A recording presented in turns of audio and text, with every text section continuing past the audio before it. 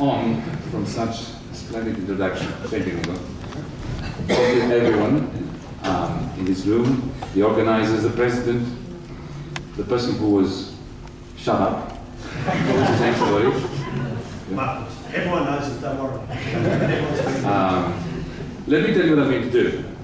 Firstly, this lecture this talk has been organized, it has been already decided that it's going to be in English, so that's why I'm already speaking English. Before I go into it, I'm going to, and this is a warning for non-Greek speakers, I'm going to have 5 minutes in Greek, and then go into the English part. Now, the ones of you who don't speak Greek shouldn't worry, because it's not that I'm going to say something which is pertinent to the talk per se. It will be more of a personal message to fellow Greeks in Melbourne. And then I will try to limit myself to 40-45 minutes, because I'm sure that it's far more interesting for you, for us to engage in a debate, to ask questions and to state our views in a dialectical kind of way. So, permit me 5 minutes speaking Greek. Δεν ξέρω να το γνωρίζετε, αλλά έχω ζήσει 12 χρόνια στην Αυστραλία και η κόρη μου ζει εδώ και μεγαλώνει εδώ. Όχι στο Μελβούρνη, στο Σίδνεϊ. Αυτό σας το λέω ως μια εισαγωγή σε κάτι που θα ήθελα να σας μείνει στο τέλος της σημερινής μας συνάντησης. Θυμάμαι όταν ζούσα στο Σίδνεϊ ότι ερχόντουσαν διάφοροι μεγαλοσχήμονες στην Ελλάδα, οι οποίοι βγάζαν τους λόγους τους στην κοινότητα, στη Λεκέμπα, από εδώ και από εκεί, με μια αίσθηση υπεροψίας και ένα κόμπλεξ ανωτερότητας. Γνωρίζω πάρα πολύ καλά τι σημαίνει να είσαι Ελληνοαυστραλός. Γνωρίζω πάρα πολύ καλά την πικρία που έχουμε όλοι οι Έλληνες της Αυστραλίας απέναντι στη μητέρα Ελλάδα. Γνωρίζω πάρα πολύ καλά τι σημαίνει ο συνοπισμός των Ελλήνων εξ Ελλάδος. Και επειδή και εγώ είμαι ένας Έλληνας εξ Ελλάδος, αλλά ευτυχώς πέρασα από την βάπτιση των 12 ετών στην Αυστραλία, ήθελα να σας περάσω αυτό το νόημα. Και θα σας πω και κάτι. Κάθε φορά που αντιμετωπίζετε αυτό το συνοπισμό, είτε των Ελλήνων που έρχονται εδώ, είτε των Ελλήνων εκεί όταν πηγαίνετε εσείς εκεί, να θυμάστε ότι δεν είναι τίποτα άλλο από ένα συλλογικό κόμπλεξ τύψεων. Γιατί η μητέρα Ελλάδα, όταν πέρανε μια πολύ μεγάλη κρίση στη δεκαετία του 40 και του 50, ουσιαστικά πούλησε τα παιδιά της. Και είναι κάτι το οποίο θέλω να το ξεχάσει. Είδα ένα σύνθημα ναυτικών στους δρόμους των Εξαρχείων που έλεγε οι παππούδες μας πρόσφυγες, οι γονείς μας μετανάστες, εμείς ρατσιστές. Κι όμως, και ρατσιστές όχι μόνο απέναντι στους ξένους, αλλά και απέναντι στους Έλληνες της δεύτερης και της τρίτης γενιάς που ζουν στο εξωτερικό. Λοιπόν, so, now to English. Indeed, I said nothing that had anything to do with the topic of the talk today. Now, the title that I've given to this talk has provoked a number of angry emails from readers of mine, from Austria, from Germany, even from Greece. Because the title of the talk is, "There is no such thing as a Greek crisis," and then in brackets, in parentheses, and how to escape it. Which is a bit of a contradiction, of course, but it's an intelligent contradiction. So I had this correspondent of mine, an Austrian economist, who wrote to me angrily, saying, "You can't possibly mean that there is no such thing as a Greek crisis. You're obviously doing, giving your talk such an introduction as a means to provoke a discussion, a debate." And I wrote to him saying, "No, there is no attempt to use an inaccuracy for the purposes of generating an interesting conversation. I sincerely mean what I say in my title. There is no such thing as a Greek crisis." Now, it is true that our country, Greece, is experiencing an existentialist catastrophe, a material implosion, an economic set of circumstances which is putting the vast majority of the Greek population in a desperate stranglehold. There is no doubt that Greece is in peril, and our people are suffering. Now, we're not suffering as much as we have suffered in the past. I wasn't alive in 1942, but I believe that the corpses were being carried out of the homes and in wheelbarrows to be buried in anonymous mass graves. Thankfully, we're not in that stage. That was a crisis. The reason why I'm saying that there is no crisis presently is not because of a comparison of the ill-being of the Greek population today with what was going on in 1942 or in the 1920s or at another time. The reason why I'm saying that there is no Greek crisis is because while Greece is experiencing a death spiral, it would be analytically, intellectually fraudulent to describe what we're going through as a Greek crisis. It would be just as silly to talk about the Greek crisis today as it would be to speak of a Tasmanian crisis in the 1930s. Now, Tasmania in the 1930s, I've done some reading on this, went through a major economic collapse. But it was not a Tasmanian crisis, it was an Australian crisis. Just like Ohio or South Dakota in the United States of America was going through a period of enormous pain. Steinbeck, wrote his eloquent Grapes of Wrath about the Dust Bowls of the United States of America. And yet no one could possibly make an argument about the Ohio crisis. No one would go to the people of the state of Ohio, the people of the state of Tasmania at the same time, and say to them, what are you going to do about your crisis? The answer is nothing. What can we do about our crisis?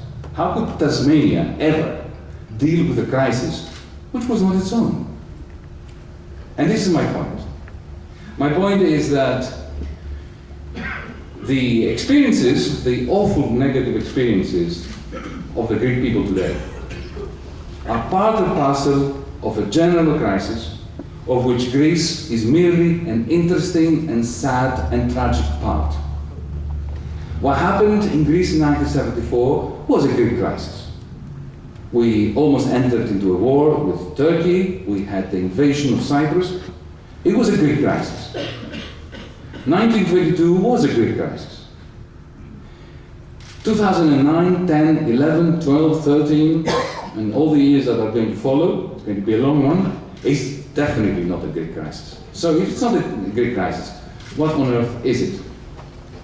Well, let me give you some examples of things that have happened in the last 12 months. I won't go further back into history. Last year, in December, something quite remarkable happened in Italy. The Central Bank of Europe, the European Central Bank, in an attempt to stop the euro crisis from destroying the common currency, the euro, printed a lot of money. To be precise, 1 trillion euros. I mean, these numbers are so big they don't mean anything. And what did they do with this money? Well, they didn't give it to suffering people, or indeed to suffering countries. They gave it to banks. For two reasons. Firstly, because their charter, their constitution, the constitution of the European Central Bank prevents it from giving money to anyone other than bankers. This is part of the rules of the game. And the second reason, if you ask Mr. Draghi, Mario Draghi, the president of the ECB, who had just been given the presidency of the ECB, why are you doing that? He would give you a decent answer, an answer that would even be convincing. I can't give money to poor people. I can't give money to poor countries. I can only give it to banks, but I will give it to the banks so that the banks can then lend it to the Italian state, for instance, to the Greek state, the Spanish state, in order to bolster them and to assist them and to prevent this disintegration process. Well, that was the idea. There's a bank in Italy called Unicredit. Unicredit did something quite remarkable with that money. It was given this money in the form of loans, very cheap loans. I don't know what you pay for your mortgage rate, something like 6-7% here in Australia now. Unicredit was given loans at 0.85%. Right? And how much was it given? 40 billion euros in one morning. And the purpose of that was to give it, to lend it on to the Italian state at 4%, 3%, 5%. The bank would keep the difference because the bank is insolvent too. This is a problem happening in Europe now. We have bankrupt banks and bankrupt states. So the bank would keep some and then lend it to the Italian state so the Italian state would finance hospitals and so on and so forth. Do you know what Unicredit did? The president of Unicredit went to Mr. Mario Monti, not Draghi, the Italian prime minister, and said, "We're in such desperate straits, Unicredit that is, and we're going to do the following, and we want your help. We are going to issue our own bonds." Do you know what this means? To issue bonds? It means to borrow. So if I come to you and I say, "Can you give me $1 million?" And you say yes, this is like me giving you a bond, okay, for let's say 1,100,000 that I will pay you back in 1 or 2 or 3 years' time. So effectively, I promise to repay the money with interest in 1 or 2 years. That's what issuing a bond is. So the Unicredit, okay, issued bonds that it was going to sell to investors, to people that want to invest in lending money to a bank. Now, of course, nobody wants to lend to a bankrupt bank, and the intention was never to do that. But they issued that paper, these IOUs, that's what they are, I owe you so much. And then they took it to Mario Monti, to the Italian Prime Minister, and asked him to rubber stamp these bonds, to guarantee these bonds, so that if the bank would not repay those loans to the bondholders, to the people that would buy that piece of paper from the bank, then the Italian state would pay it. Right? And then they took those bonds, and do you know what they did with it? They gave it to the European Central Bank as collateral for more loans. That's example number 1. Example number 2. Over a period of about 15 years, German firms, companies, were making significant profits from selling goods and services, primarily goods, industrial goods, to countries like Greece, look at all the Mercedes-Benzes, Italy, Spain, and so on. This money was flowing into our countries, these goods were flowing into our countries, and how did we afford them? How many oranges can you sell to be able to afford the Mercedes-Benz? Right? We were buying those Mercedes-Benz on the basis of loans, which were coming from whom? From the German banks. Because the German banks had all the profits of Mercedes-Benz, and they wanted to lend it somewhere. But because German workers were being squeezed to the ground by very low wages, and the Germans were not spending, the German banks didn't have anyone to lend the money to. So they sought customers overseas, abroad. And all these profits started flowing into Ireland, into Spain, into Portugal, into Greece. I won't mention Greece, Ireland. German profits are going from German banks to Irish banks. Irish banks lend this money to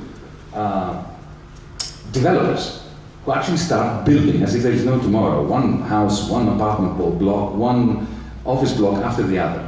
This creates a frenzy, creates a bubble. Prices start going up. People get more money. They get mortgages. They get cash out of their mortgages. They start buying things. The economy is building up some kind of growth-like phenomenon. Okay. Now, when in 2008 the international banking sector collapsed, which it did, It was only propped up by the kindness of taxpayers. All this money, in exactly the same way that had fled into these countries, fled out. So what happens when all this money comes out of a market like the real estate market, the housing market of Ireland? Well, the Irish housing bubble bursts. Suddenly, the developers could not sell the apartments that they had purchased. The price of those apartments starts falling precipitously.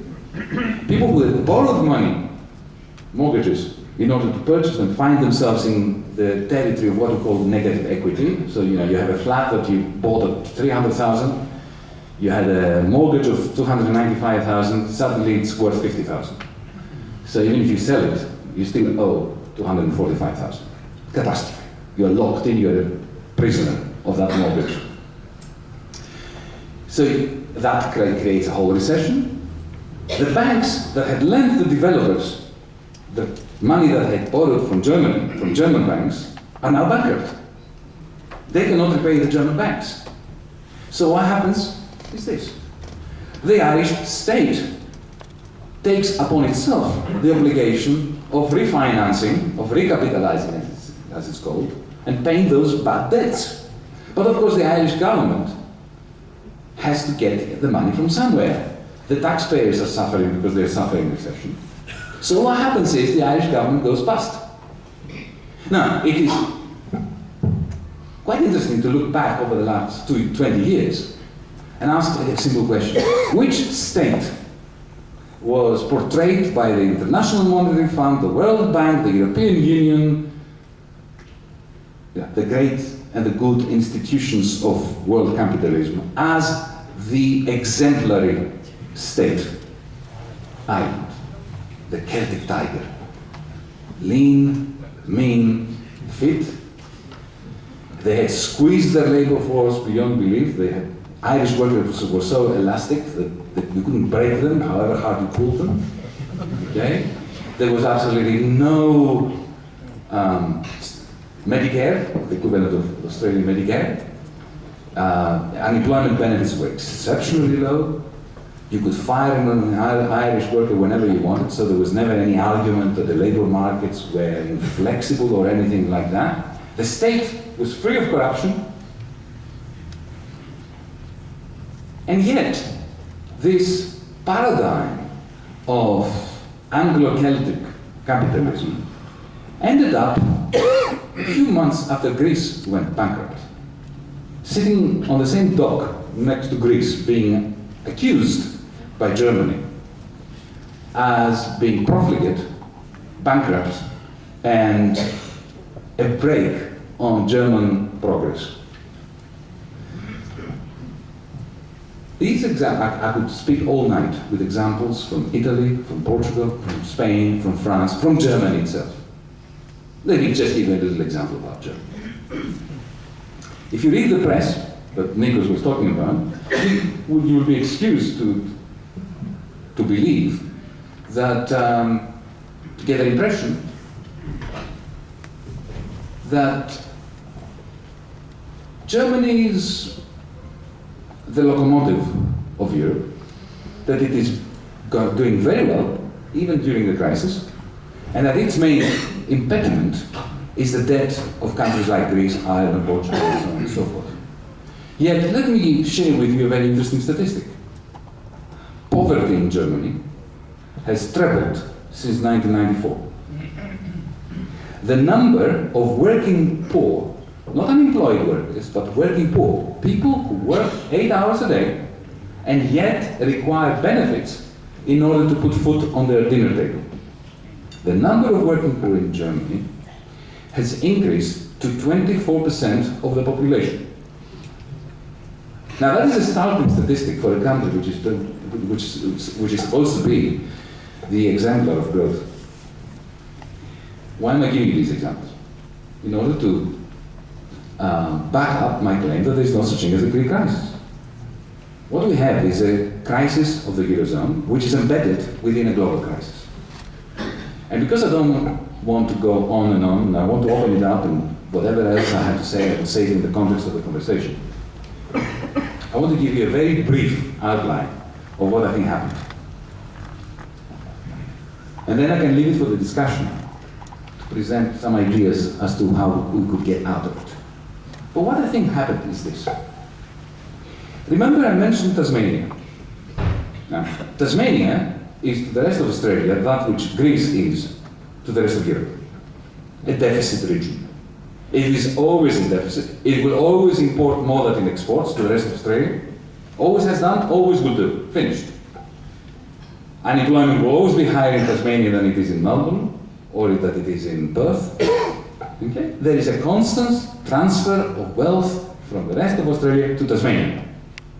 Have you ever heard any Australian suggest that Tasmania should be thrown out of the Union, of the Commonwealth? The Queenslanders, yes. Actually, the Western Australians want to get out themselves. I think you should let Western Australians leave the Commonwealth. Now, the point I'm making is this. Every currency union, and Australia is a currency union of different economies, because Tasmania and Western Australia and the Northern Territory and New South Wales and bits of New South Wales and bits of Victoria are very different from one another. Some are industrialized, others are rural, some are in deficit with others, some are in surplus with the rest. There will always be deficit and surplus regions within any union. In Germany itself, look at the eastern states. Look at certain deindustrializing states in Western Germany. Compare them to Bavaria. They have deficit and surplus. Look at the United Kingdom. You know, Yorkshire will always be in deficit in relation to London, always. Now, why is there no problem there? In the United States, the same. Why is there no problem there? Well, because of a very simple idea. In every currency union, there is what I call a recycling mechanism. A mechanism which takes surpluses, excess savings, excess profits from where it's made, and shifts it to the regions that are in deficit. And this, let me give you a famous example of the United States of America. You know, when Boeing, the aircraft manufacturer and defense armaments manufacturer, when they go to the Pentagon, to the Ministry of Defense in the United States, and they say, we would like a few $1 trillion to build the next generation fighter jet, right? And they give that contract usually. After a few negotiations, you know, they make a deal, but the Pentagon says to the chairman of Boeing, yes, by the way, the deal is this. You get this contract, but we want one factory in Tennessee, we want one factory in Missouri, we want one factory in Arizona, and one in South Dakota. And why those places? Because those are the deficit regions. The regions that are backward economically compared to the others. And this is not an act of philanthropy towards Missouri and South Dakota and Arizona. It's just pragmatic economics. Because unless you shift the surpluses from California and New York State, the rich ones, to Missouri, and not simply by taking money and giving it to the residents of Missouri, but creating factories where people get jobs so that they can have an income, then these people will not have the money to purchase the goodies that California and New York State are producing. So it's a surplus recycling mechanism. Similarly here, without Tasmania, Victoria would suffer. So every country, every currency union requires both the deficit and the surplus regions. And the success of the currency union depends on the success of this recycling mechanism. In Europe, we never had one. It's very simple. That's why Europe is disintegrated. And why didn't we have one? Because after 1944, 45, 46, 47, the Second World War, the only country that had a surplus was the United States of America. The rest of our countries were in ashes. The Americans were very clever. They were extremely worried that at the end of the war, when their factories would stop producing guns and bullets and tanks and aircraft, that those factories would close down and then they would go back into the Great Depression. So they were very worried about one question that was occupying their mind. How are we going to ensure that the factories keep going. And the only answer to that is there will be customers wanting to buy the new civilian products that are being generated, the cars instead of the tanks, the washing machines instead of the bullets, right? The problem is that America was not large, I mean, there weren't enough Americans to be purchasing all the goodies that American factories could produce. So they thought, okay, so we need to have overseas demand for our goodies. They looked at Europe and thought, they're all either half dead or they don't have 2 pennies to rub together. So let's give them some money in order to buy our goods. That's what was called the Marshall Plan, if you remember. We had it in Greece too. It was very important. So for 20 years, America took its surpluses and recycled those surpluses by giving it to Germany and to Japan, primarily. To the two countries that they had defeated, because they could trust them. If you've defeated someone, you can trust them. And especially if you've got 200,000 troops in each of one of these countries. And you've written their constitution. That helps. Okay? Now, remember that the period, the 1950s and 60s was the golden age of capitalism. It was a period of growth with very low unemployment, no inflation, and increasing consumerism. People were actually emerging from the nightmare of the Second World War quite successfully by capitalism standards. It was the only 20-year period without a major crisis until it ended, and then there was a big collapse. And why did it end? Because the United States stopped having a surplus. It became a deficit country, so it couldn't recycle surpluses. We don't have surplus. And then what happened? We had the second period, which saw American hegemony rise, even though they had deficits, because Americans had thought of an amazingly clever manner in which to, this time, build their strength on the basis of the weakness. So they actually financed their empire through deficits, which is a unique case in human history. How did that happen? They consumed a lot more than they produced. And they didn't care. Indeed, the way that they dealt with the trade deficit, the fact that America was importing more than it was exporting, was by increasing it. By saying, oh, let's buy even more. Let's enhance our deficit. Now the question is, now it's very nice to live with deficits, right? When other people work for you. The question is, who is going to pay for them? How do you finance them? But it so happened, it's not an accident, but I don't have the time, and you certainly don't have the interest to hear the whole story, but the way it was financed was very simple. Think about it. You have Europe and Japan and later China producing all these goodies. And America was sucking them in like a huge vacuum cleaner, bringing them into the United States as imports. And how was it paying for this? The profits that the German, the Japanese, and later the Japanese firms, Chinese firms were making, were then flooding Wall Street in search of higher profits themselves. And that closed the circle. So the rest of the world was producing the goods that America was consuming and was sending money to them to finance those deficits. Now, it's a very perverse system and one that would not last forever. Nevertheless, it lasted for 25 years or so. And it's the basis for the prosperity, in inverted commas, with extreme inequality growing all along, of the period between, let's say, 1980 and 2008. On the back of this tsunami of capital that was flowing into Wall Street, into New York banks, financialization happened, all these derivatives that I'm not going to go into.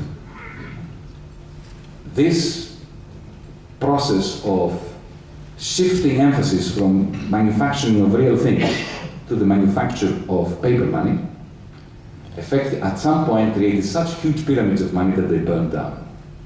The bankers effectively printed to their heart's content money, and the more they printed, the greater their profits were. At some point, of course, this is hubris, and then there is a nemesis. And the nemesis came in 2008. The tragedy is that the world has not recovered since then because we don't have another system of recycling surpluses.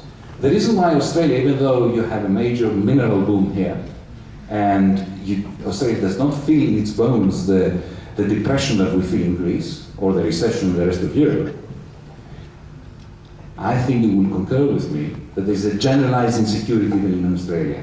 People understand that this is not going to last, and that this bubble is going to burst, and when it bursts, it will be very painful. The 1991 recession that we had to have, according to Paul Keating, is going to be a walk in the park compared to what's coming.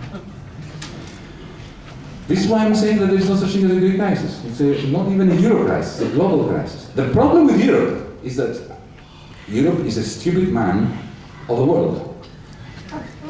The global economy is in dire straits, but Europe is also the victim of its own immense stupidity. And I know that this is a very impolite term to use, but there is no other word. There's no sense in beating about the bush here.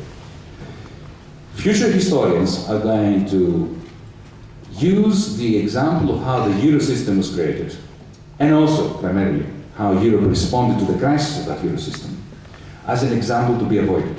Παράδειγμα προς αποφυγή. For generations, students in universities, in the great universities of the world, will be taught about the inanity of the Europeans. We are now, Europeans, threatening the world for a third time in 100 years. We're threatening to bring it down. Because if and when the euro collapses, you have in the United States of America on one hand, which is ungovernable. You have, the president and the Congress at loggerheads, effectively not being able to govern their own country. You have a China which is struggling to keep going and to keep, BHP going. By means of more and more stimulus, but what needs to be noted here is that the consumption rate of the Chinese people has gone from 49%, which was extremely low. You know what this means?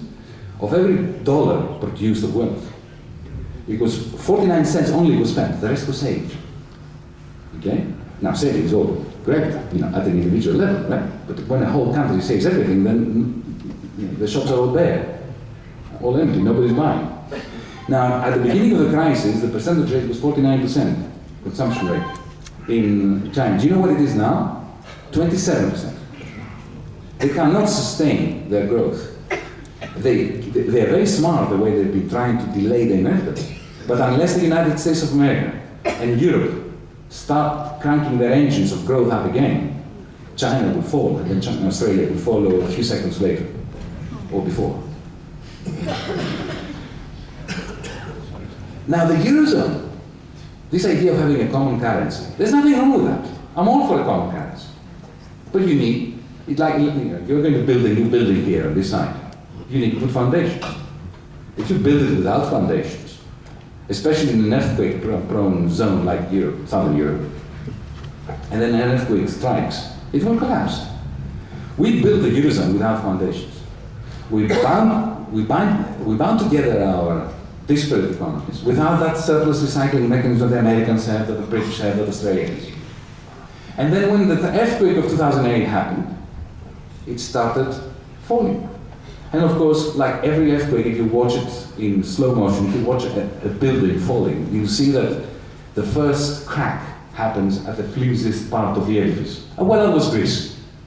Because we are corrupt, because we have a serious case of tax evasion, because our entrepreneurship leaves a lot to be desired, because we have crooks in power and have had them for a very long time, because Siemens, IG, and many other German companies walked into Greece in the 1980s and the 1990s and purchased Greek companies for the purpose of shutting them down and turning them into warehouses for their own products that are produced in Germany, in Portugal, in Spain, and so on and so forth. So we share with Greeks responsibility for the fact that we were the first domino to fall in 2009. We are not responsible for the domino effect. Even if God and his angels had ruled over Greece for the last 30 years, we would have fallen again. We would not have been the first ones to fall. Ireland would have fallen first. Perhaps we would have been the second, the third, but we would have fallen. Now Italy has fallen. And Italy is a serious industrial power. Ireland fell, as I said before, even though it was a state that didn't know corruption. which was very entrepreneurial. They had lots of multinational companies producing lots of goodies. It was a structural problem. And now Europe is in a situation where, and this is how I end, so we can have a chapter. Do you all know the term waterboarding, which is what the CIA discovered as a euphemism for torture? Greece is being waterboarded by the European Union and the European Central Bank. Even the most hideous organization in the world of global finance, the International Monetary Fund, is saying, my God, what are you doing to the Europeans regarding Greece? It reminds me of the Nazis in Yugoslavia during the Second World War, when they thought that the Ustashi Croats were too brutal to the Jews. This is like the IMF and the ECB now.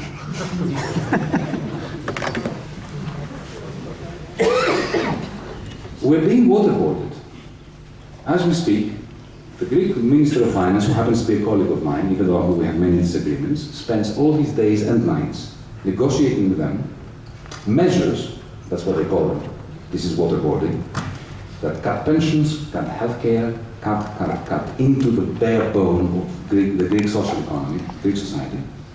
Measures that the representatives of the Troika know full well will only make the problem worse. And what is the problem? The problem is that we have a debt that we can't service. They supposedly are there in order to make sure that they impose on us harsh measures so that we can find the money to repay them. But they know that the measures that they're imposing upon Greece today will not succeed in doing that. Because if you kill the cow that makes the milk, there will be no milk. Right? Now, they know that, and yet they do it. Why? Are they stupid? Are they misanthropic? No. I'll tell you why they do it. Because Germany has not decided whether it wants to stay in the euro. It's very simple. Germany does not want to get out of the euro, but it is not certain in its own collective mind yet that it wants it to bind itself on the mast of the euro forever, and that it wants to give up its exit option. People say about Greece leaving the euro. The question is whether Germany will stay in it. And Germany, its elites, are fighting one another like dogs and cats. The Frankfurt financiers and bankers are at loggerheads with BMW and Mercedes-Benz and AEG and Siemens. The exporters, the manufacturers, want the euro because they don't want to return to a currency whose value is going to go up, making their exports expensive. The bankers want to go back to the Deutschmark. Because if they do, and the value of the Deutschmark goes up, then all sorts of money is going to flood into their banks, masking the fact that they are bankrupt too, like all the banks in Europe. You have Mr. Schäuble, the finance minister, you have Mrs. Merkel, you have Mr. Weidmann, the head of the Bundesbank, the central bank of Germany, they're all at loggerheads with one another. And Greece is being waterboarded, and the myth of the Greek crisis being perpetuated, while Germany is making its mind up. My simple point is, make it up.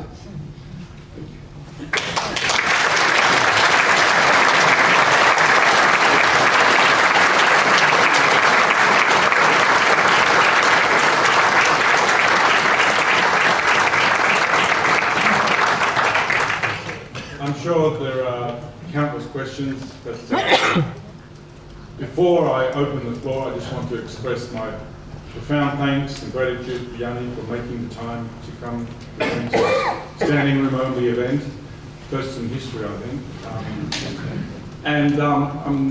And to give you a second now to gather your thoughts again, and you're ready for action again.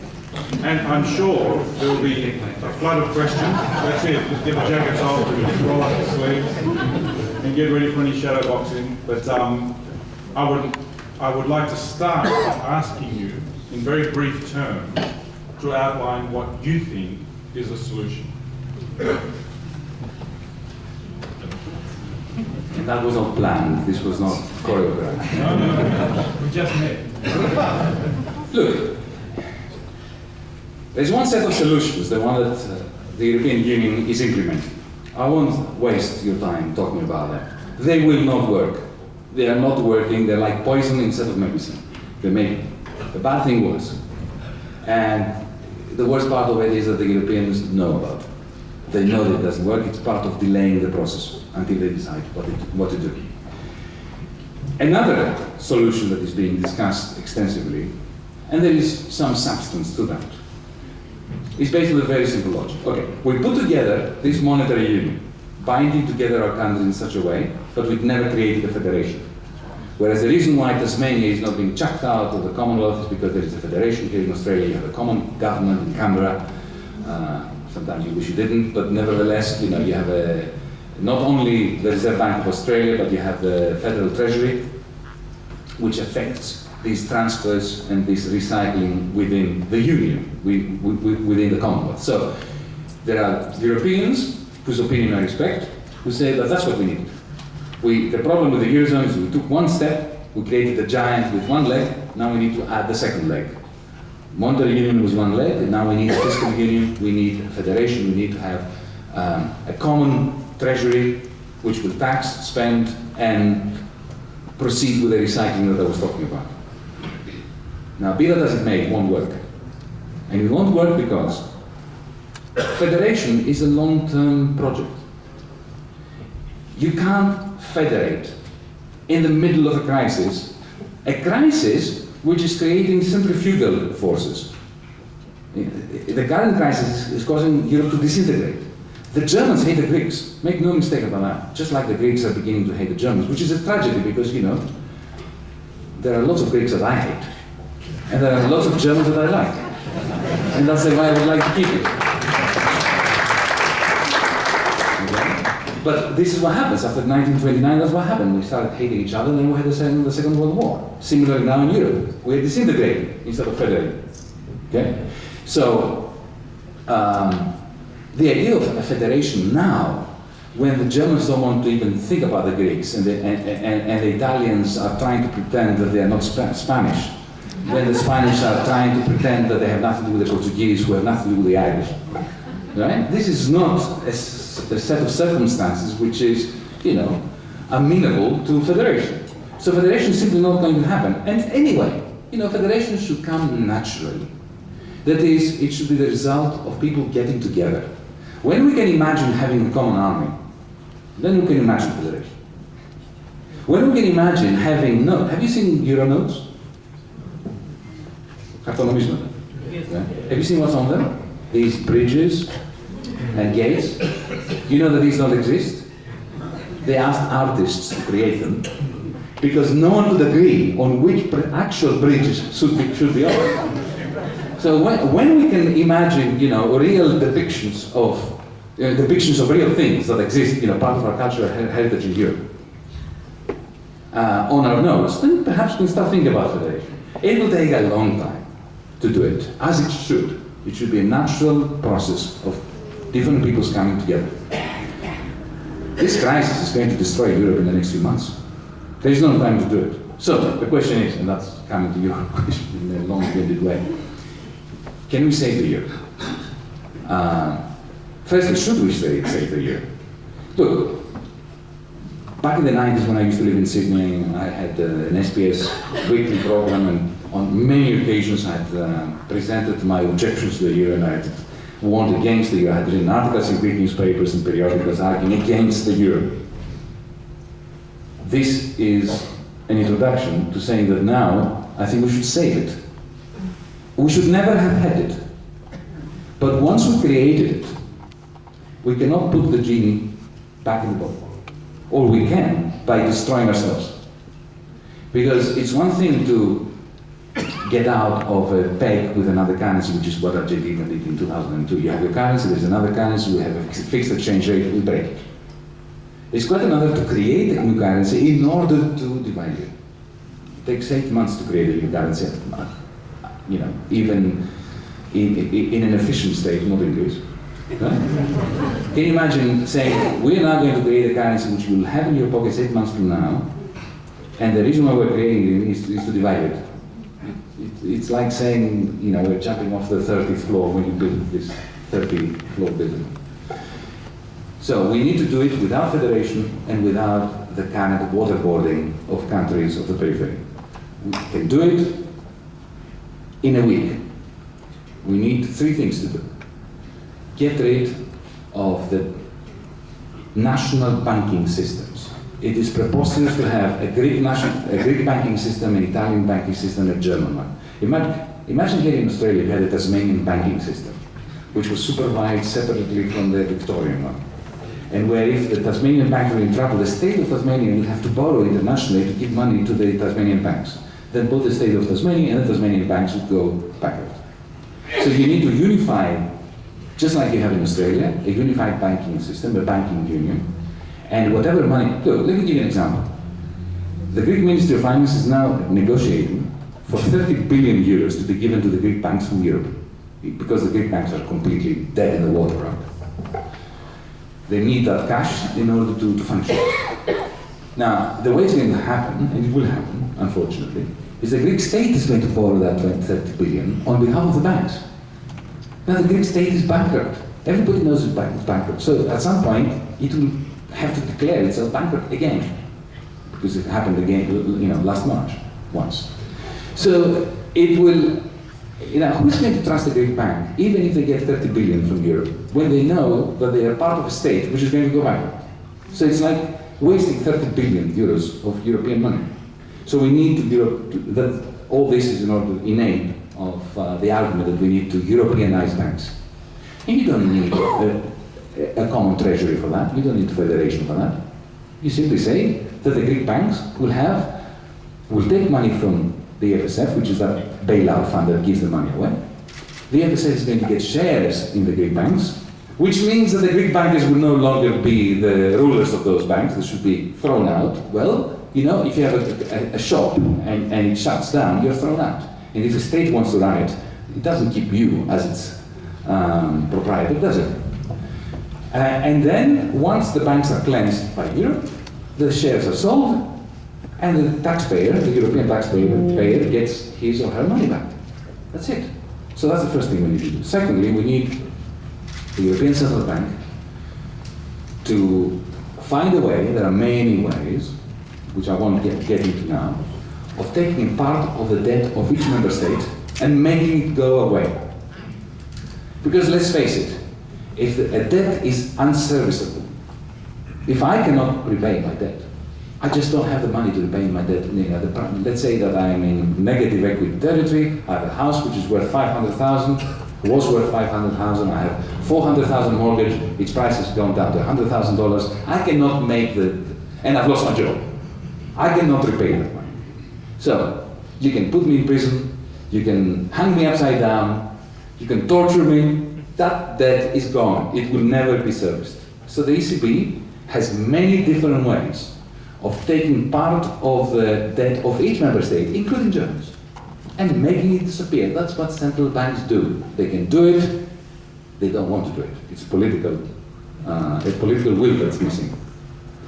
And the third thing we need is an investment policy that will resuscitate the economy in Greece, but also in France, also in Italy, also in Ireland. That's why I was saying it's not a European crisis. And we can do it. We have the European Investment Bank, which is 3 times today the size of the World Bank.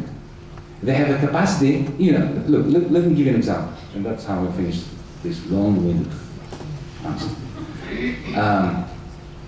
The European Investment Bank, which has a 30-year sterling record at making solid investments in Europe and throughout the world, has a business plan sitting there in Luxembourg on its shelf about a very fast TGV-like, I don't know whether you know the TGV, 300 kilometer an hour trains, that will go from Patra to Athens, to Thessaloniki, to Vienna, to Munich. Because if you look at the map of Europe, the western part is replaced with super fast trains, the eastern part has nothing. And there is a magnificent opportunity to develop Eastern Europe and also to create hubs in the ports of Greece so that freight goes directly from those ports to Central Europe and vice versa. Now the European Investment Bank is ready to go with this project. Do you know what that would mean as a investment boost for a place like Greece at this time of need. But not only Greece, Slovenia, which is also bankrupt, Austria, which is getting there, and do not invest anything in the public infrastructure anymore. Even Germany, because who's going to be producing the rails and the wagons and the engines and the cables? They will be. So, question. If the European Investment Bank is ready and willing to do it, why is it not doing it? Well, let me give you a startling answer. There is a rule in its book, in its charter, in its constitution, which says that it's a bureaucratic group, and then they talk about Greek bureaucracy, which says that stipulates that every investment has to be, that the EIB, the European Investment Bank, participates in, has to be co-financed 50% by the European Investment Bank and 50% by the member state. What member state? Greece? We cannot finance saliva, as we say in Greek. Slovenia, Austria, not even Germany wants to finance everything because their debt is very high too. Now, if you allow the European Investment Bank to finance the whole thing, and the European Investment Bank wants to do it, but the bureaucrats, the politicians don't let it, then suddenly you will have a major boost, a new deal, something like what Franklin Roosevelt did in 1932 for Europe. So these things can be done in a week. And you don't need federation, you don't need to torture people or countries, or to waterboard them. But we do need Yanis Varoufakis as president of the EU. We'll start with one of the presidents here, Stuart Lungo. Yanni, you speak before a number of scenarios that are not working, and I agree with you. Then you come back to say, we can create a people's bank in Europe that will take care of the weak. Would that work? And what is working right now? Banks in Europe are privately owned by and large. They're not philanthropic institutions. They're dictating some terms of a solution for the Greek people and go to other countries, which require the dismantling of what is called the most essential working industry, working relationships. Working people to go back several centuries back without any rights to employment.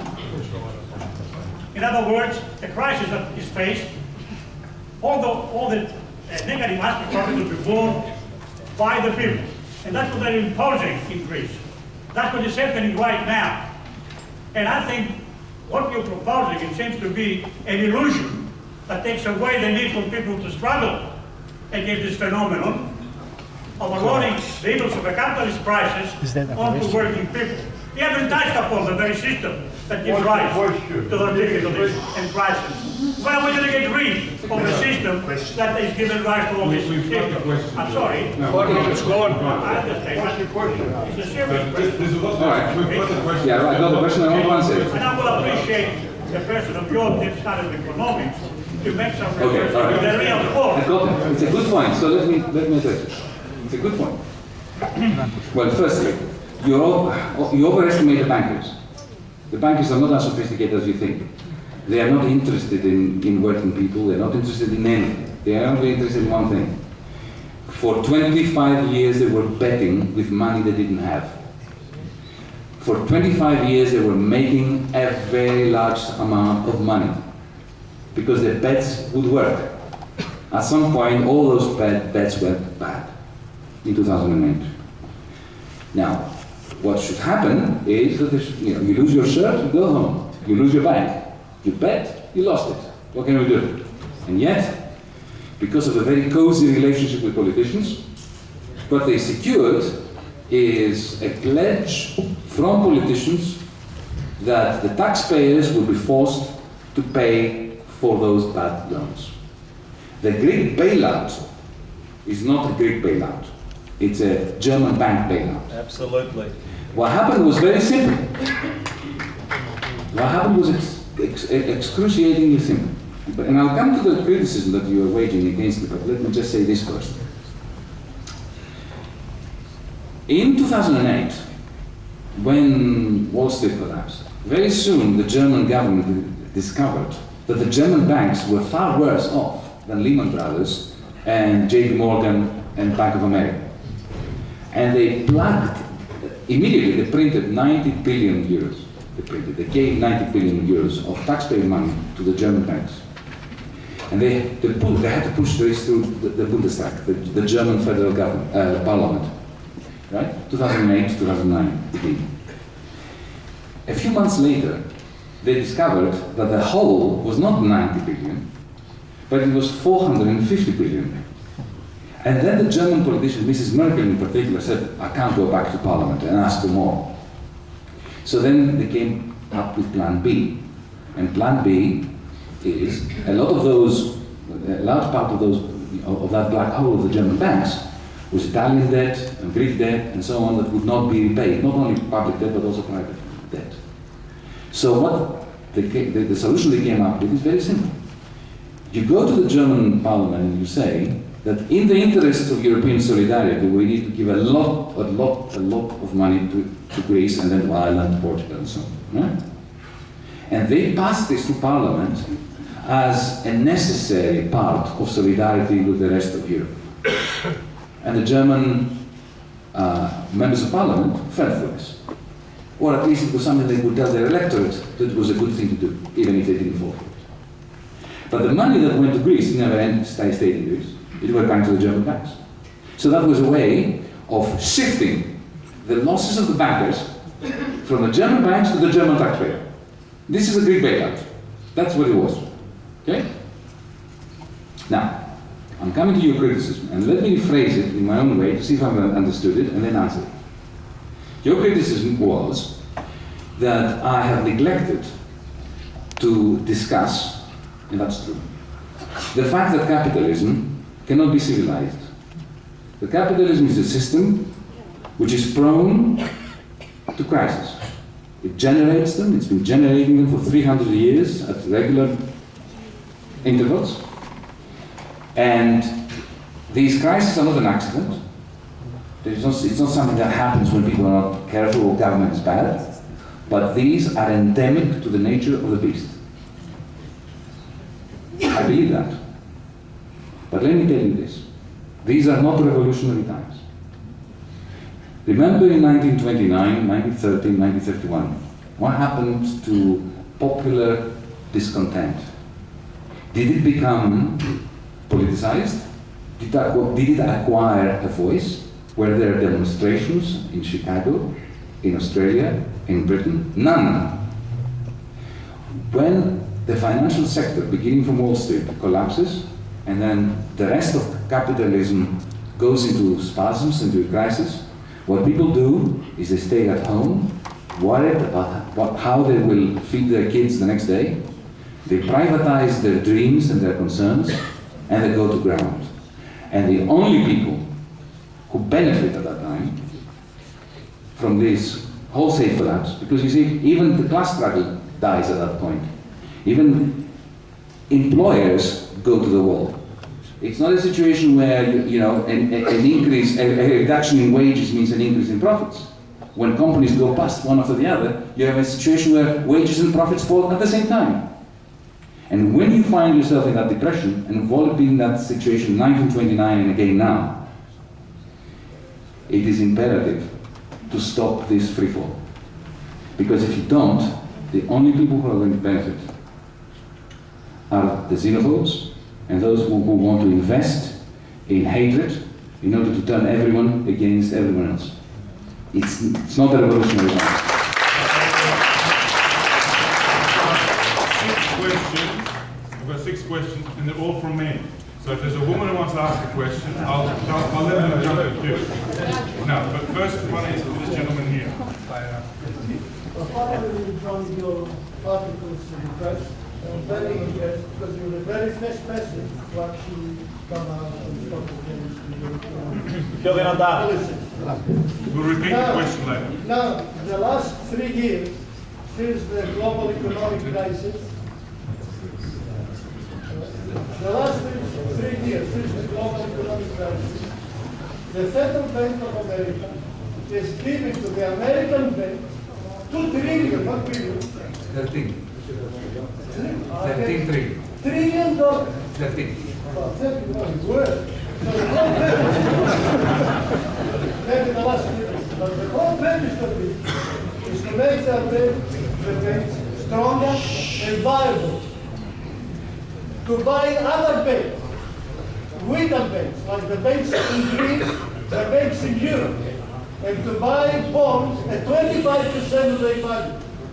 So indirectly what they're doing is this: by buying banks, they're destroying national economies in Europe and the national economy of Greece. Thank you, but I'll take that as a comment. Yeah. Let me answer very quickly. Let me answer. Look, when the financial sector collapses, okay, you can't say that, okay, let the banks close down. If a shop closes down, okay, the shop closes down. But if a bank closes down, that affects the economy there's a multiplier effect. It ripples through the economy. Because if you lose access to your bank account, you lose access to your loan, even if some of it was guaranteed by the state, it creates a panic attack which is detrimental to everyone. So banks should be saved. Bankers should not be saved.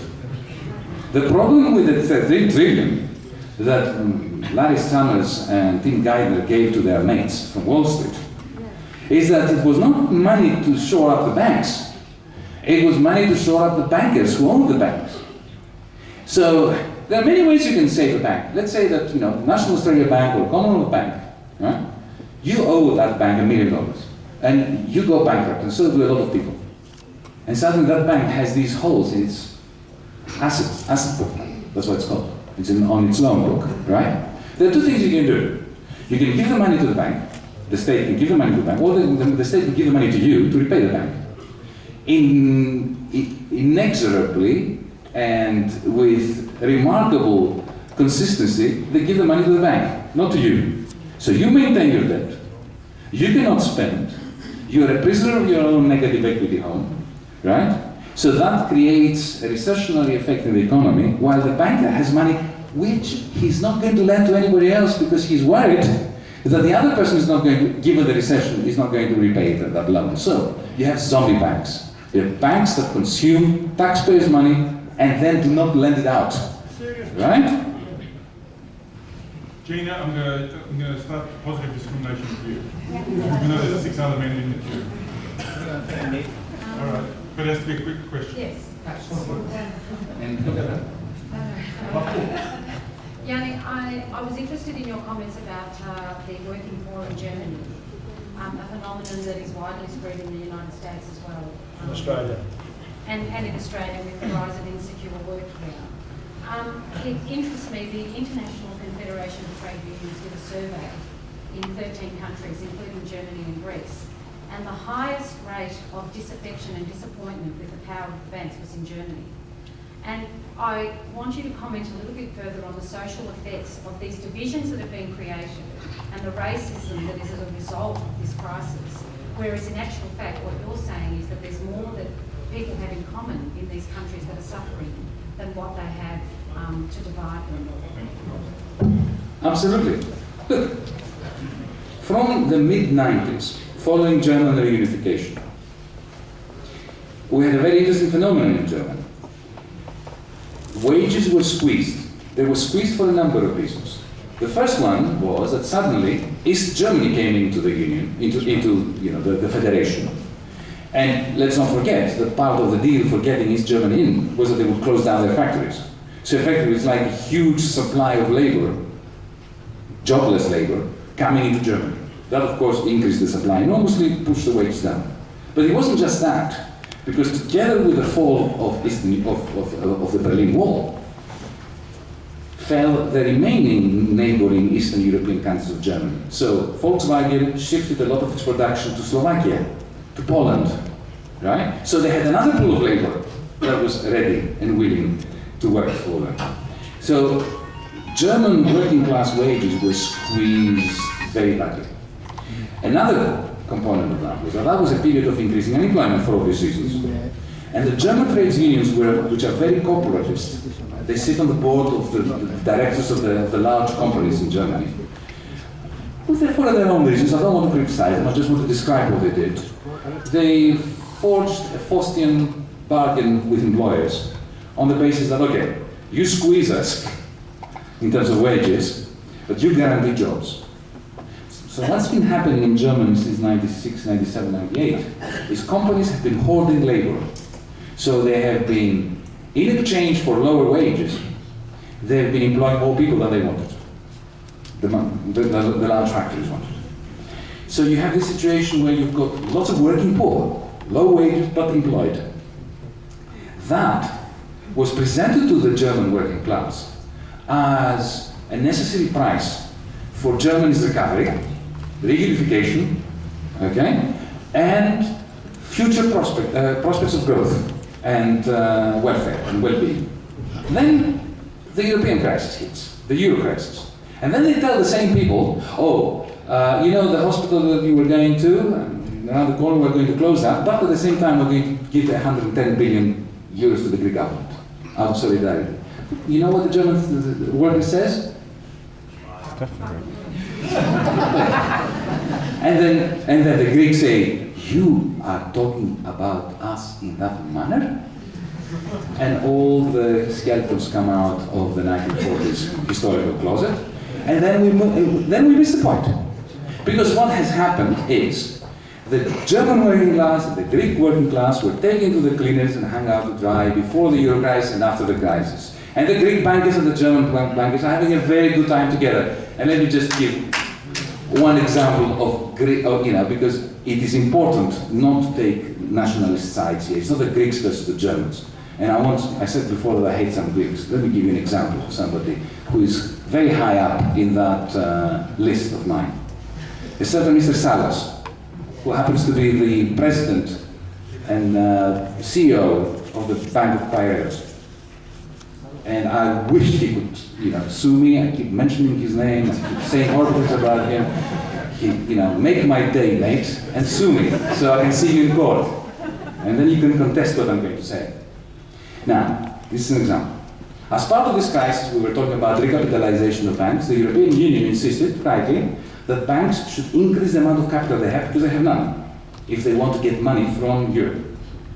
And the European Union decided, I think quite wisely, one of the few wise things they did, to say to the banks, okay, by 8 months from now, you better have this amount of capital in your vaults, and if you don't, you have to raise it from the private sector, that is, sell shares to private investors to get the money. And if nobody sells to you because you're bankrupt, nobody wants to trust you, then we will give you the money, and in exchange you will give us shares. We, that is the state, the states of the Eurozone. Now the bankers hate that, because the idea that the Eurozone is going to come and take a stake in the bank means that their own ownership of the bank will be diluted. Suddenly they will not be able to appoint themselves as CEOs. Right? So, listen to what Mr. Salas did. His family opened nice little offshore companies in Cyprus. Right? 2 or 3. His son, I believe, his wife. And these offshore companies, which go without, they're anonymous, borrowed from the bank of Mr. Yiannopoulos, called Martin Bank, around 300 million euros that the Salas family used in order to purchase shares in its own bank to increase the amount of capital, to show the amount of capital increase. Now, why did Mr. Yiannopoulos trust Mr. Salas, his competitor, with 300 million, when he knows that Mr. Salas is bankrupt? Well, the reason is that Mr. Yiannopoulos also opened offshore companies which borrowed 300 million from Mr. Salas. So it's like 2 trunks that have a bottle of wine and they intend to sell it to make some money. And one of them says, look, if I give you 5 cents, can I have a sip? So I give you the 50 cents. I give you the 50 cents, right? Then you say to me, well, if I give you 50 cents, can I have a sip? So you give it back to me. You have another sip. And we keep doing this until the bottle is finished. And then we're drunk and happy. This is what's happening. right? At the expense of the European taxpayer and the rules and regulations. Now, the German bankers know that the Greeks are doing that. Now, have you ever heard of this story? We broke it, a journalist from Reuters and myself broke this story worldwide. Let me tell you that it was never published in any Greek newspaper. On the one website, Protagon, which I write, this was the very first time when I sent an article, and the editor called me and said, look, Yanni, can't we change the tone of the article? Because, you know, Piraeus Bank is one of our sponsors. Could you not revisit this article? I said, look, if I revisit it, I'm going to make it far worse. So either, you can choose not to publish it. And of course, I was already preparing an article about Protagon. Scoundrels, whatever, right? And they published it. But you know what? They had a banner on top of my article. It was a Piraeus Bank advertisement. Now this is what I call bankruptocracy. Ruled by the bankrupted banks.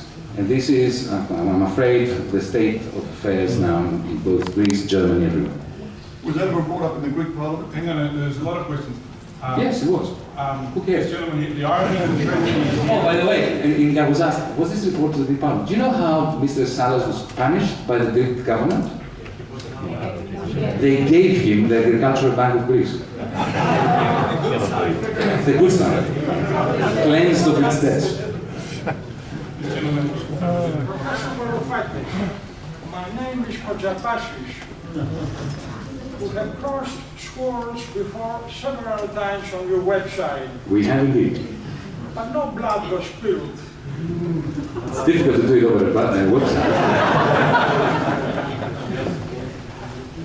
Your lecture was highly interesting, provocative and alluring. Like an exotically seductive woman flaunting but refusing to be seduced.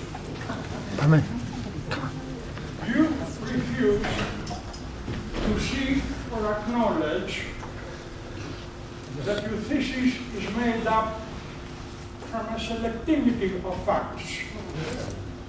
And the facts that you leave out, you let your guard down, because those facts will release the Aeolian winds that will demolish your argument in their first gust.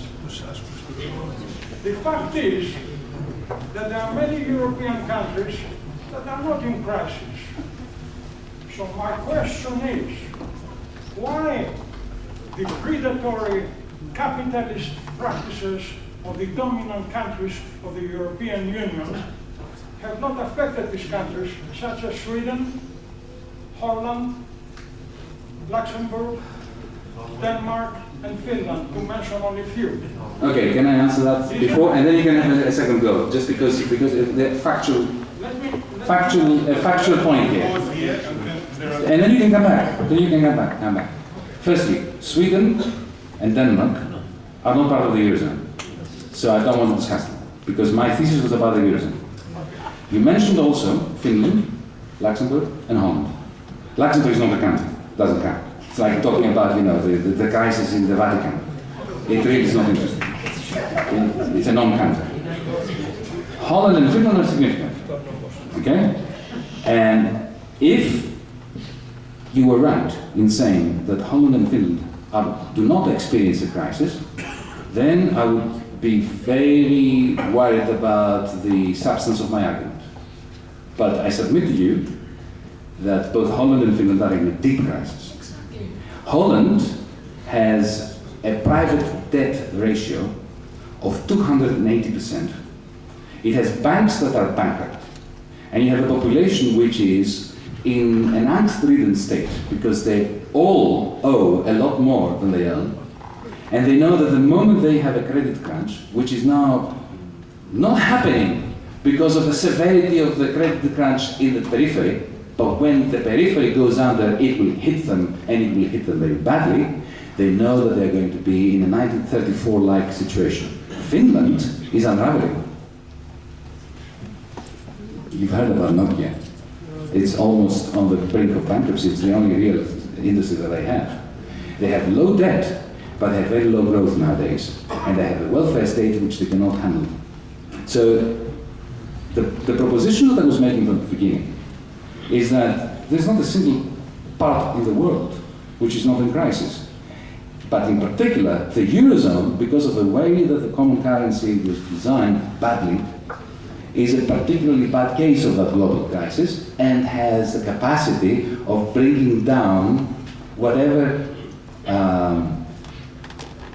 redemptive growth there is in the global economy. Right. And I'll ask for a question. Let the gentleman present interrupt. Let him have another question. Let's keep to some factual comments. Thank you very much. We want to hear about the owl and weeds. The other fact is that Greece, for nearly 30 years,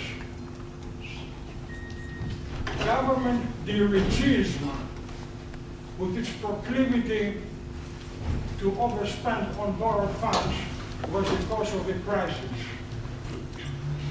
And of course, we all know that the crisis is a developmental process. And during its course, remedies, especially remedies that have been wrong, can exacerbate it instead of curing it.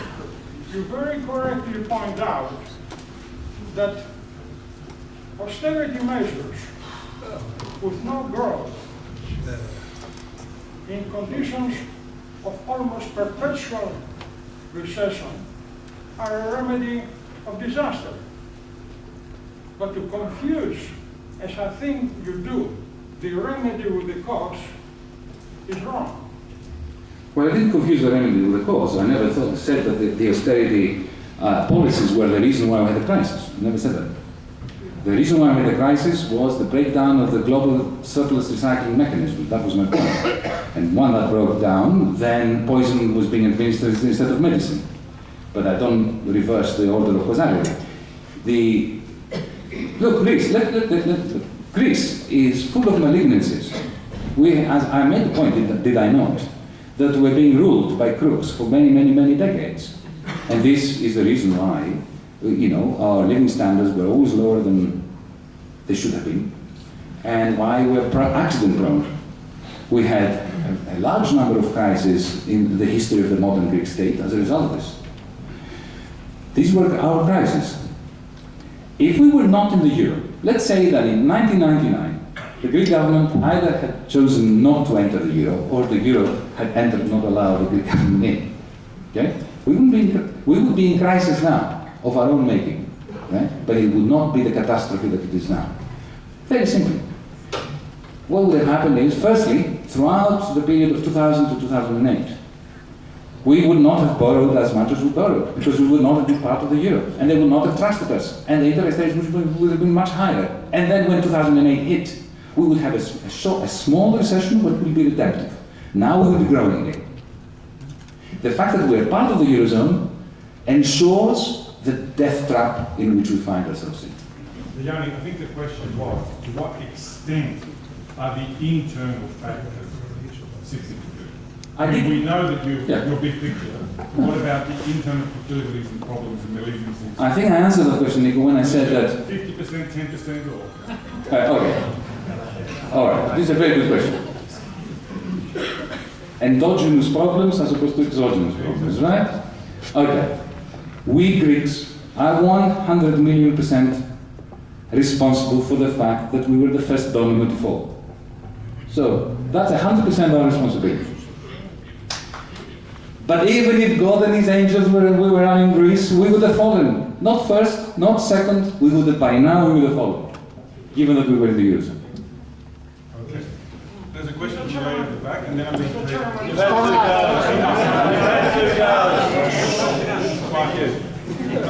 I'm trying to respect the general atmosphere of the room, rather than take on... No, sorry, the lady in the back. Yanis, thank you. You're a breath of fresh air. As a Greek Australian, having grown up in this country, working in a school with a German boss and 46 languages, I finally had some arguments to give back to them.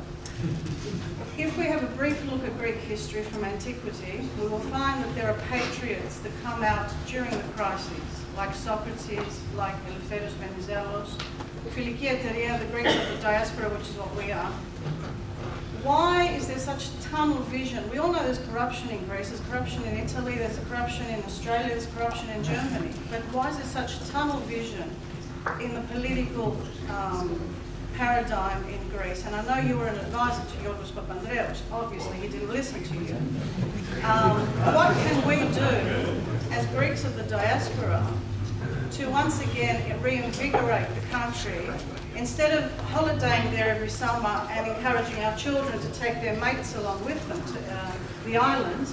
What can we do, and where are those patriots when over 50% of the shipping industry globally belongs to Greek citizens? I don't understand. Okay, briefly. Firstly, everybody has skeletons in their cupboard, so do I. I was an advisor to George Papandreou, but I want you to forgive me for one simple reason. While I was advising him, he never won an election.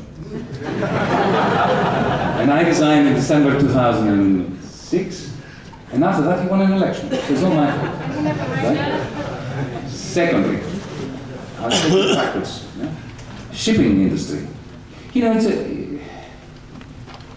I'll be damned if I defend the ship owners, but I have to say this. The ship owners never lived in Greece. They never had anything to do with Greece. From before the Greek state was created, they were in Odessa, they were in Alexandria, in the Lebanon, in London.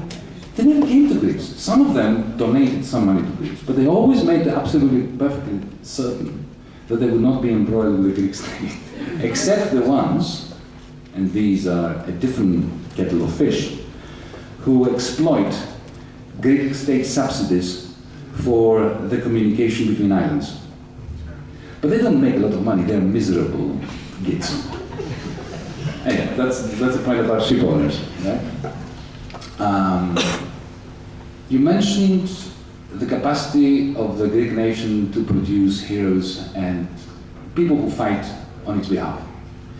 I have no doubt that η Ελλάδα ποτέ δεν πεθαίνει, that we are going to live and continue to live, and we are going to prosper in the future.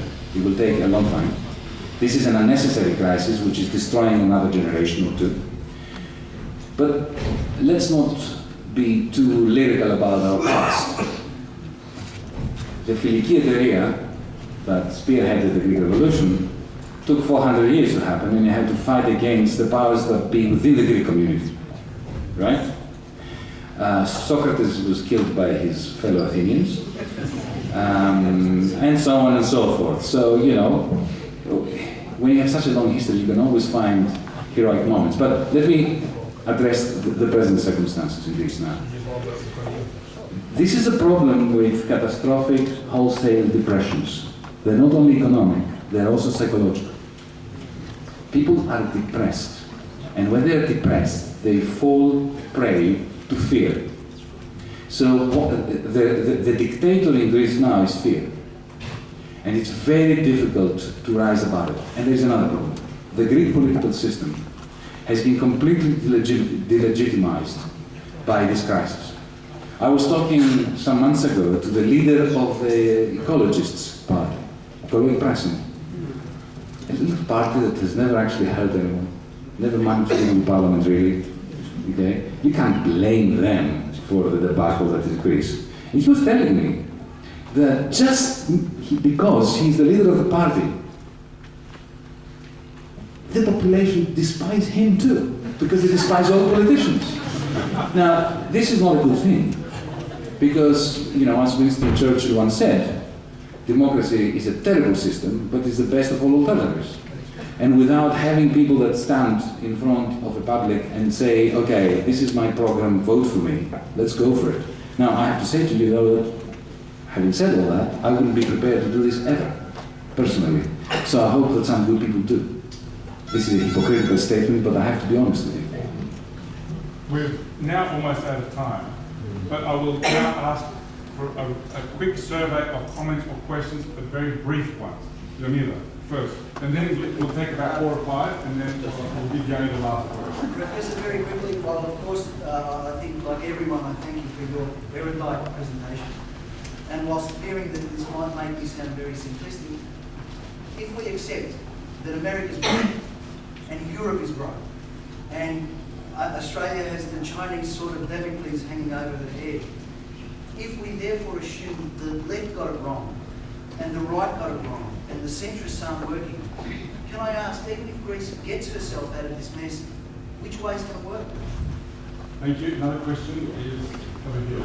Just a comment, and I've been to Greece a fair few times, we've noticed that the people in Greece are very highly educated, but not very entrepreneurial when it comes to creating a sort of Hong Kong of Europe, which I think it could become. And yet, when they go overseas, they're highly sought after as managers of large companies. And I'll put it to you that Greece, the land that it's on, is like kryptonite to Greece. Okay. Stella? Quick comment. Quick comment. What question? It's great to see you, great to hear you. Just one brief question. Given that you've explained all your creative ways of coming out of the crisis, you more or less left it to the powerful, those like countries like Germany and France that kind of lead the decision making because they also lead the economy. How are you expecting the countries that are in crisis, like Greece, Italy, Spain, Portugal, to respond? If there's no political leadership that is inspiring at the moment to change the circumstances and to kind of look towards solutions that you're giving us, how are those countries going to hold out? How are they going to respond? Are they not going to defend themselves and say we're going to protect our ground? Are they not going to go back to nationalism and fight for what belongs to them? Are they going to sell their islands to the Germans for holidays? Okay. One more here. A little bit louder. How much longer should Greece wait for the Germans to make up their mind? And the second part, the presumption that Germany will not make up their mind anytime soon. And water hoarding cannot go on forever. What should Greece do? Well, yeah, you can answer all that. We'll burn your dinner. All right. Okay. First question. If everybody is right and everybody is wrong at the same time, what do we do? Well, it's not clear what the answer is. And if I said to you that it is, I would be lying. And I don't want to lie to you. But humanity has managed, since the Second World War at least, to find 2 solutions to a similar problem. One was in 1944, when it was America that found a solution by creating the system of Bretton Woods and recycling surpluses. The second was in the 1970s. It was a very bad solution, but nevertheless it was one that worked. It's clear that when it comes from the top down, from the extremely rich and superbly powerful, the solution, even if it works for a while, in the end fails. So I'll blend this answer with an answer to Christella and also to someone else. The solution is not to have a nice little debate with the powers that be and persuade them about the error of their ways. The solution is to find common ground between suffering people from different parts of the world and to create the pressure from below, which will affect a rational solution from at the top. Regarding your point about entrepreneurship in Greece, it's an interesting thesis about kryptonite being planted, the Greek soil being kryptonite for the Greeks. Might be true, but I don't believe it is true. If you've lived in Greece, not just visited, you will realize the incredible disincentives which are inbuilt into the norms of Greek society to anyone who wants to create anything. If you really want to create anything in Greece, you will find yourself at the receiving end of a lot of trouble. And this is a structural thing. It's got nothing to do with the pefka and the soil and the sea and the salt. And this is why when Greeks get out of there, in effect, we're still paying the price of having been part of the Ottoman Empire, and of having inherited a modern state after the revolution that was ruled over by those who didn't want the revolution to happen, and who have forever contrived to ensure that their quasi-feudal power is maintained. Brother John.